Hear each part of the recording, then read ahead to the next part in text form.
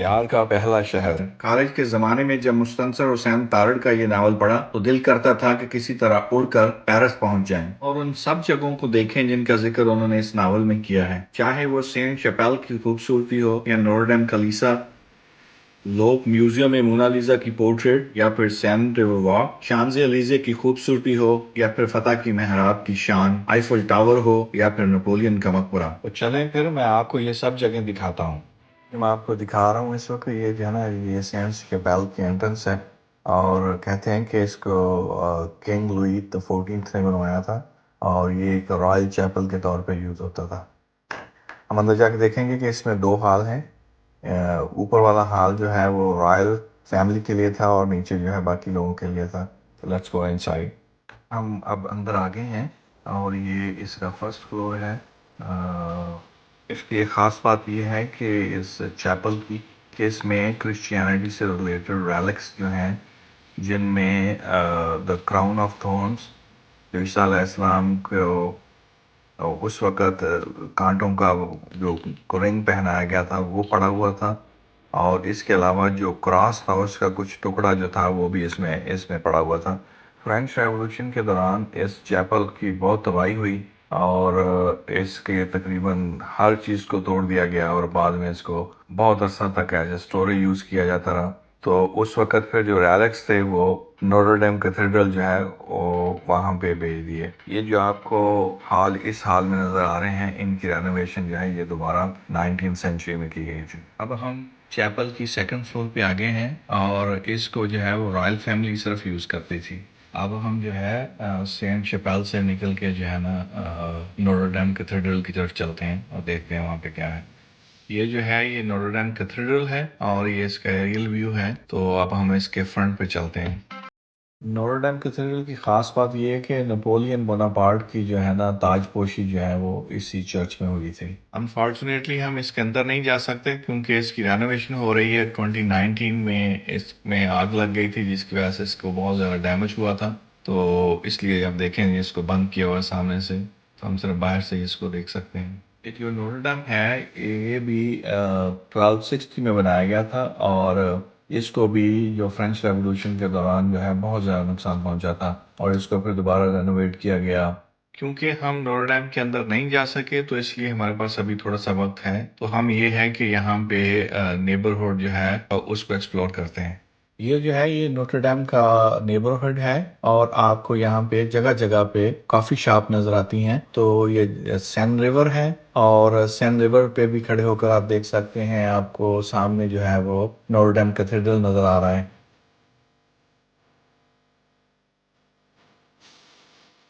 अब हम जो है ये लोग म्यूजियम की तरफ जा रहे हैं और रास्ते में भी आपको जो है नेबरहुड दिखाते जाएंगे।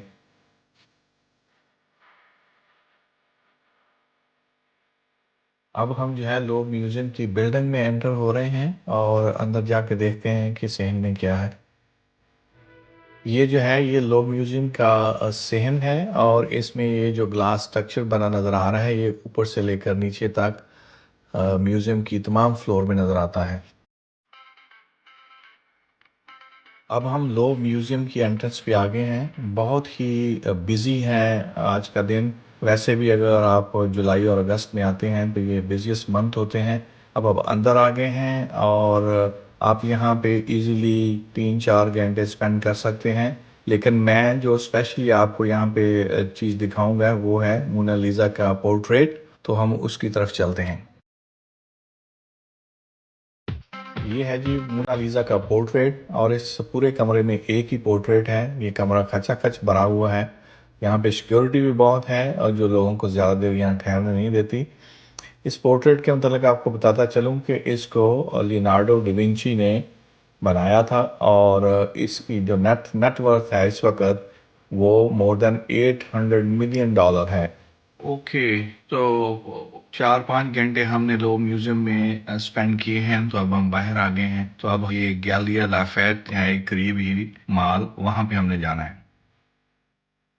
ये एक बहुत ही खूबसूरत माल है और इसको इंतहाई अच्छे तरीके से डेकोरेट किया गया है और इसकी अगर आप सीलिंग देखें उसको भी बहुत खूबसूरत तरीके से बनाया गया है। लेकिन इसकी जो सबसे अहम बात यह है कि हम इसकी छत पे जाके वहाँ से पूरे शहर को देख सकते हैं। अब हम शांज़-एलीज़े पे आ गए हैं और ये जो हमें नज़र आ रही है सामने, ये आर्क दी ट्रायम्फ है या फ़तह की महराब इसको कहते हैं। और ये जो फ्रेंच आर्मी ने जितनी जंगें जीती हैं, ये उनकी याद में बनाई गई हैं। और इसके ऊपर जाने का सिर्फ एक ही रास्ता है कि आप शांज़-एलीज़े के साथ से टनल लेके ऊपर की तरफ दूसरी तरफ जाएं और वहाँ से फिर सिक्योरिटी वगैरह क्लियर करके आप ऊपर जा सकते हैं। जी, सिक्योरिटी वगैरह क्लियर करके हम अब आग के नीचे आ गए हैं, लेकिन अभी ऊपर नहीं गए। हम थोड़ा सा और वेट कर रहे हैं कि ज़रा सन जो है वो सेट होने के करीब हो जाए। अब आग के ऊपर चल के देखते हैं कि वहाँ से शहर का कैसा नज़ारा नज़र आता है। इस आग के इर्द गिर्द 12 सड़कें हैं, ये पूरे शहर को कनेक्ट करती हैं। और इन सब में से जो सबसे ज़्यादा खूबसूरत है उसको शांज़-एलीज़े कहते हैं। और ये भी कहा गया जाता है कि इसका शुमार दुनिया की चंद खूबसूरत तरीन सड़कों में किया जाता है। ये शांज़-एलीज़े जो है इस वक्त मैं आपको दिन में दिखा रहा हूँ, मैं आपको फिर रात में भी दिखाऊंगा। और उसके बाद मैंने आपसे एक क्वेश्चन पूछना है जिसका जवाब आपने मुझे कमेंट्स में देना है। टावर और बाकी शहर का नज़ारा जो है आग के ऊपर से।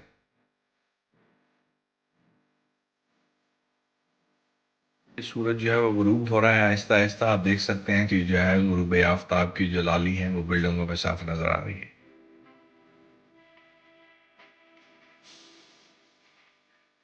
ये पेरिस में गुरूब आफ्ताब का नज़ारा है आप लोगों के लिए। ये है शांज़-एलीज़े रात के वक्त और अभी ज़्यादा डार्क नहीं हुआ, लेकिन आप देख सकते हैं कि रोशनियाँ ऑन होना शुरू हो गई हैं।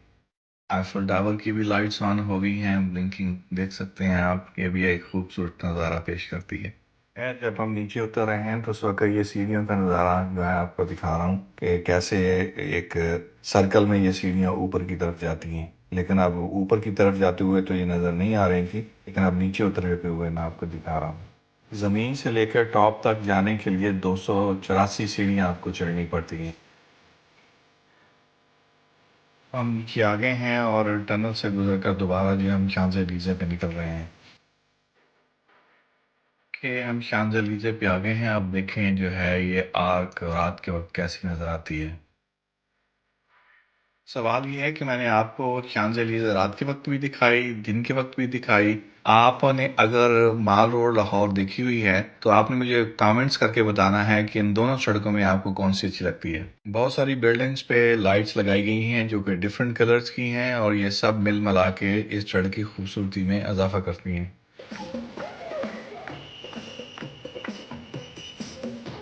लोग यहाँ पे फन कर रहे हैं तो सोचा ये भी आपको जाते जाते दिखाता जाऊँ। और इसके साथ ही पेरिस में हमारे दूसरे दिन का अख्ताम होता है और कल जो है हम यहाँ से रोम के लिए निकल जाएंगे। दोस्तों उम्मीद करता हूँ कि ये व्लॉग आपको पसंद आया होगा। इसको लाइक कीजिए, शेयर कीजिए और अगर अभी तक आपने मेरे चैनल को सब्सक्राइब नहीं किया तो प्लीज़ ज़रूर करें। अल्लाह हाफिज़ टिल द नेक्स्ट टाइम।